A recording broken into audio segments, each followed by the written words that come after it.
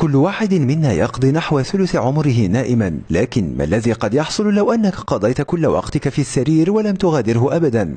هل سيضرك ذلك؟ الإجابة هي نعم، وصدقوا أو لا تصدقوا، لقد دفعت وكالة الفضاء الأمريكية ناسا مبلغ 18,000 دولار لرجل لقاء أن يمضي 70 يوما مستلقيا في سرير. أرادوا من تلك التجربة دراسة تأثيرات انخفاض الجاذبية على الجسم البشري، والاستلقاء لمدة طويلة جدا يحاكي تأثير الرحلات الطويلة على أجسام رواد الفضاء.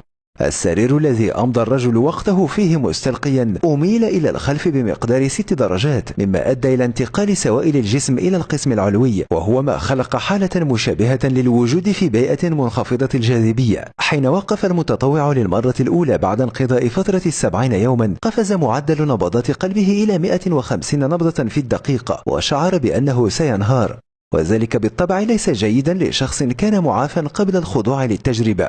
دعونا الآن نتحدث عما سيحصل لو أنك لم تغادر سريرا عاديا غير مائل.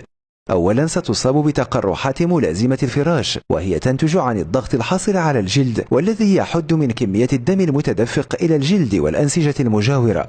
تخيل ما يلي: النسيج الواقع بين عظامك وفراشك سيكون تحت ضغط كبير من وزن جسمك، ذلك الضغط شديد لدرجة تمنع وصول الدم المغذى إلى الخلايا، وذلك يؤدي إلى تلفها وبالتالي موتها. تنمو التقرحات غالبا في مناطق مثل مؤخرة الظهر والوركين والكتفين، وليكن بعلمك أنها ليست جميلة.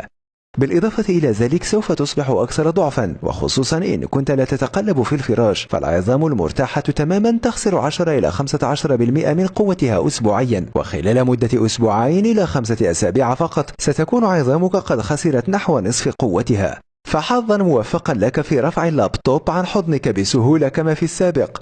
الراحة التامة ستؤدي أيضا إلى انخفاض قدرتك على التحمل، مما سيؤدي بالتالي إلى الشعور بالإرهاق ومزيد من قلة الحركة، وستبدأ عضلاتك بالضمور فتقل كتلتها. عظامك أيضا ستفقد نحو 40 إلى 70% من كتلتها الأصلية، وذلك بسبب ازدياد إعادة امتصاص العظام، وهي عملية تحلل العظام. حدوث تلك العملية بسرعة سيؤدي بالنهاية إلى تغلب عملية تحلل العظام على عملية نموها من جديد، وذلك قد يؤدي إلى الإصابة بهشاشة العظام.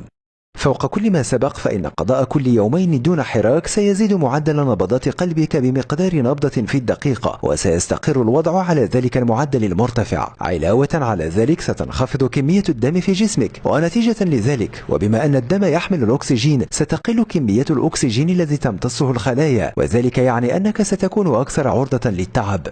هذا ليس كل شيء، فهناك الكثير من الآثار السلبية لملازمة الفراش، كزيادة الشعور بالقلق وارتفاع احتمال الإصابة بحصى الكلى والالتهاب الرئوي.